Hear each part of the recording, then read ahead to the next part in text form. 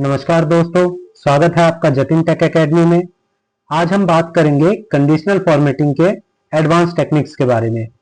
पहली वीडियो में हमने बेसिक कॉन्सेप्ट्स को कवर किया था, लेकिन आज हम जानेंगे कुछ पावरफुल और प्रैक्टिकल टिप्स जो आपके एक्सेल स्किल्स को नेक्स्ट लेवल पर ले जाएंगे। तो चलिए शुरू करते हैं। तो लास्ट वीडियो में हमने सीखा था कंडीशनल फॉर्मेटिंग के कुछ रेडीमेड फंक्शंस के बारे में, जैसे कि हाईलाइट सेल्स रूल में greater than less than value हम कैसे हाईलाइट कर सकते हैं, टॉप बॉटम रूल्स के बारे में, data bar, colour scale and icon set. आज की वीडियो में हम जानेंगे कि कस्टमाइज फॉर्मेटिंग क्या होती है। अब कस्टमाइज फॉर्मेटिंग में हम अपने अकॉर्डिंग कोई एक न्यू रूल कैसे बना सकते हैं जिसके बेस पे हमारी सेल वैल्यू जो है वो हाईलाइट हो। तो आइए देखते हैं। तो हमारे पास एक डेटा सेट है दोस्तों, जिसमें हमें कुछ प्रोडक्ट्स दिए गए हैं। अब इन सभी प्रोडक्ट्स को मैंने एक लिस्ट में स्टोर करके रखा हुआ है। अब हमारी रिक्वायरमेंट ये है कि जैसे ही मैं इस लिस्ट में से किसी भी प्रोडक्ट को सेलेक्ट करता हूँ तो वो अपने आप हाईलाइट हो जाए इस डेटा सेट में। देखिए, जैसे कि मैं माउस पे सेलेक्ट करता हूँ तो आप यहाँ देख सकते हैं कि माउस अपने आप हाईलाइट हो रहा है। और यहाँ मैं मॉनिटर पे सेलेक्ट करता हूँ तो मॉनिटर कैसे हाईलाइट हो रहा है।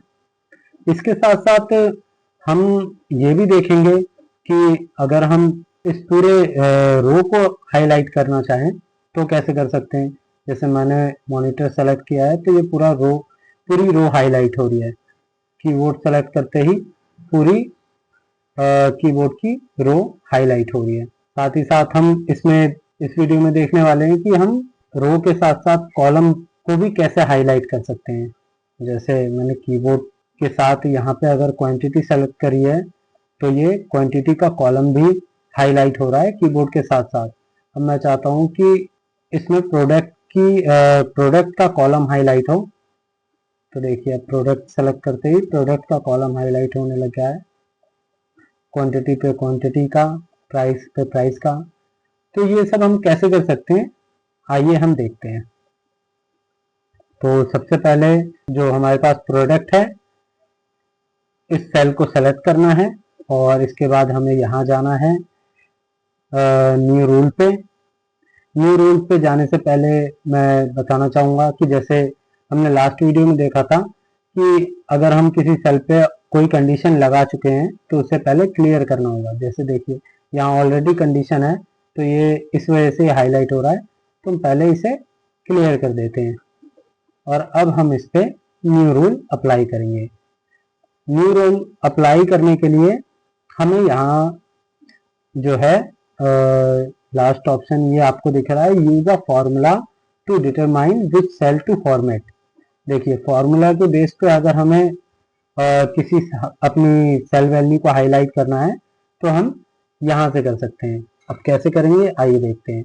सबसे पहले कोई भी फॉर्मूला लगाने के लिए सबसे पहला सिंटैक्स होता है इक्वल्स टू लगाने के बाद इस सेल को सेलेक्ट करना है। उसके बाद हमें, क्योंकि हम चाहते हैं कि ये जो है हर एक सेल को चेक करे कि ये वैल्यू ये है कि नहीं, तो इसके लिए हमें इसे अनफ्रीज करना होगा। अनफ्रीज करने के लिए हमें सिर्फ यहाँ से डॉलर का साइन हटाना है। ए से हम डॉलर का साइन इसलिए नहीं हटाएंगे क्योंकि हमें सिर्फ ए कॉलम में ही देखना है, बी कॉलम में नहीं देखना है, इसलिए।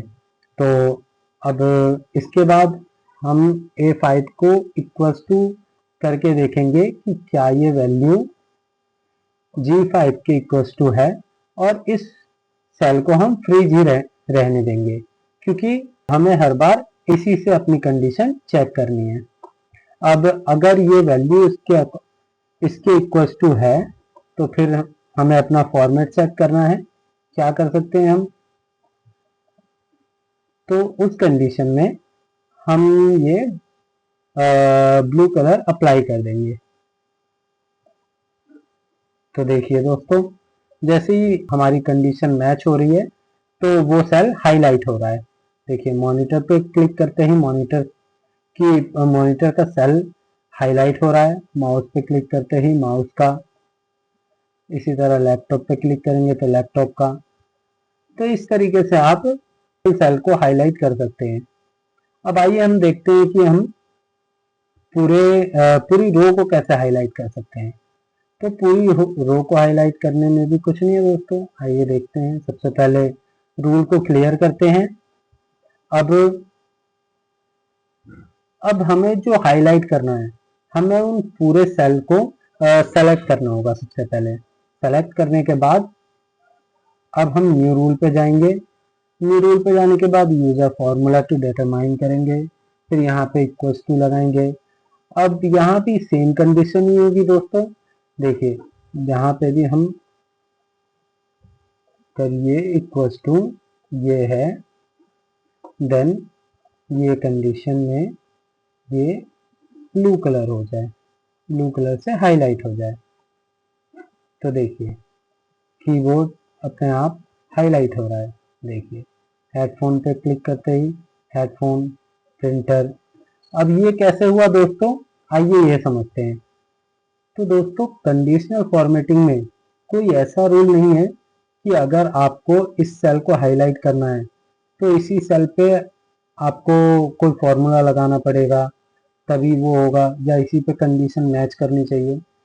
आप ऐसा भी कर सकते हैं कि अगर ये वैल्यू इसके इक्वल्स टू है तो ये सेल हाईलाइट हो जाए या ये सेल हाईलाइट हो जाए। ज़रूरी नहीं है कि आपको इसके ये कंडीशन चेक करने के लिए इसी पे फॉर्मूला लगाना पड़ेगा। आइए एक बार एग्जांपल से समझते हैं इसे। ये देखिए जैसे कि मैंने इस डेटा सेट को सेलेक्ट किया। अब मैं ये चाहता हूँ कि अब मेरी सिर्फ ये वाली वैल्यू हाईलाइट हो अगर लैपटॉप इक्वल्स टू यहाँ पे जो वैल्यू है, मतलब अगर ये कंडीशन इससे मैच करती है। सबसे पहले इसे सेलेक्ट करना है। सेलेक्ट करने के बाद क्लियर रूल कर देना है। उसके बाद न्यू रूल पे यूजर डिटरमाइन। अब यहाँ पे भी मुझे यही सेम फॉर्मूला अप्लाई करना है। ये इक्वल्स टू अगर ये होता है तो इस सेल को ब्लू कलर से हाईलाइट कर दे। अब देखिए अब यहाँ पे कंडीशन, इसकी कंडीशन इससे मैच हो रही है। ए सेल की कंडीशन जी सेल से मैच हो रही है, लेकिन हम जो है कौन से कॉलम को हाईलाइट कर रहे हैं, हम ई कॉलम को हाईलाइट कर रहे हैं। तो देखिए अब ये हाईलाइट होगा। देखिए प्रिंटर पे ये मैच हुआ कंडीशन तो ये हाईलाइट हुआ, कीबोर्ड पे मैच हुआ तो ये हाईलाइट हुआ। अब देखिए ये क्योंकि ये हाईलाइट एक जैसा ही आपको पहले जैसा लग रहा होगा, क्योंकि मैंने पहले इस पूरे रो पे कंडीशन को अप्लाई किया था। तो हम इसे एक बार इन सबको क्लियर कर देते हैं, पहले वाले रूल को, क्योंकि हमने ई कॉलम से तो ऑलरेडी क्लियर कर दिया था। बाकी बचे हुए कॉलम से भी क्लियर कर देते हैं। तो अब देखिए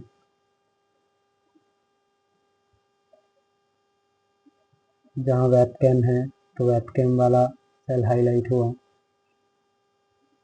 चेयर है तो चेयर वाला। तो इस तरीके से हम इसे अप्लाई करते हैं। तो दोस्तों एक छोटा सा एग्जांपल और देख लेते हैं कंडीशनल फॉर्मेटिंग का, जिसमें एंड एन और कंडीशन का हम यूज इसमें कैसे कर सकते हैं ये देखेंगे। अब एंड एन और क्या है, इसमें देखिए अभी आपने क्या देखा, क्या सीखा कि अगर ये वैल्यू इक्वल्स टू ये होती है तब ये पूरी सेल हाईलाइट हो जाए।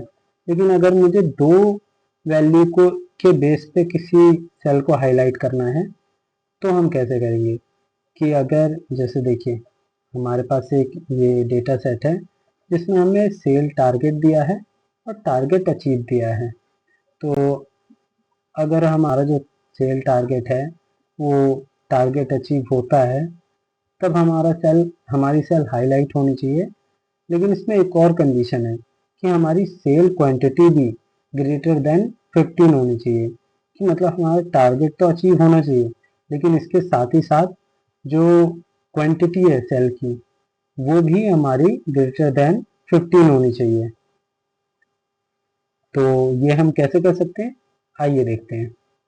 सबसे पहले आपको इस डेटा को सेलेक्ट करना है, देन उसके बाद न्यू रूल पे जाना है, फिर यूज़ अ फार्मूला, यहाँ पे सबसे पहले इक्वल्स टू का साइन लगाएंगे हम। अब हमें क्या कंडीशन मैच करनी है, तो हमें मैच करना है कि अगर हमारी टारगेट अचीव जो है वो ग्रेटर देन है इससे, सेल्स टारगेट से, हमारी टारगेट अचीव जो वैल्यू है अगर वो ग्रेटर देन होती है सेल्स टारगेट से, तो क्या हो, तो ये सेल हाईलाइट हो। लेकिन इससे पहले हम यहाँ पे लगाएंगे एंड फॉर्मूला के बारे में डिटेल्स में हम एक कंडीशन में बात करेंगे जब हम एक फॉर्मूला पढ़ेंगे। अभी हम थोड़ा बेसिक इसके बारे में जान लेते हैं।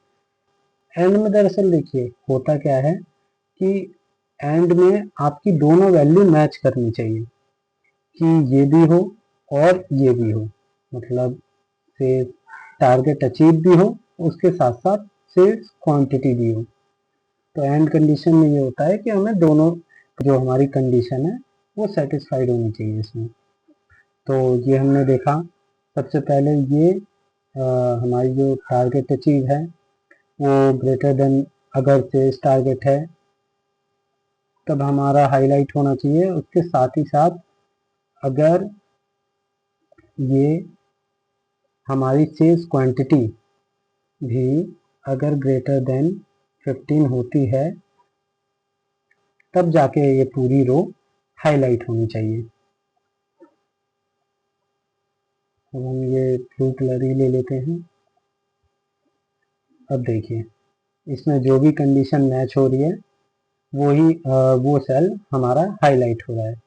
देखिए जैसे कि इसमें हमारी जो सेल टारगेट था वो था 2,66,181, तो यहाँ पे हमने 268 का टारगेट अचीव कर लिया। तो हमारा टारगेट तो पूरा है, उसी के साथ साथ हमारी जो क्वांटिटी है वो भी ग्रेटर देन 15 है। अब यहाँ पे देखिए जो पहले रो में था हमारा जो टारगेट था वो 3,81,000 का था और हमने जो अचीव किया वो 3,15,000 है। इस वजह से हमारा जो टारगेट है वो अचीव नहीं हुआ था, इस वजह से ये सेल हाईलाइट नहीं हुआ, ये रो। तो इसी डेटा सेट के साथ हम एक बार और कंडीशन को भी समझ लेते हैं। तो और कंडीशन में देखिए सबसे पहले मैं इसे रूल को क्लियर कर देता हूँ, या मुझे रूल क्लियर करने की ज़रूरत नहीं है। हम सीधा सीधा मैनेज रूल पे जाके अगर हमने यहाँ पे कोई फार्मूला लगाया है तो उसे हम एडिट करना चाहते हैं उसमें कुछ, तो हम यहाँ से कर सकते हैं। तो मैं एडिट रूल पे जाके इसे एडिट करूँगा और हमें सेम क्राइटेरिया ही चाहिए, लेकिन हम इसमें इस बार और कंडीशन लगाएंगे। तो अब हम समझते हैं और कंडीशन में क्या होता है।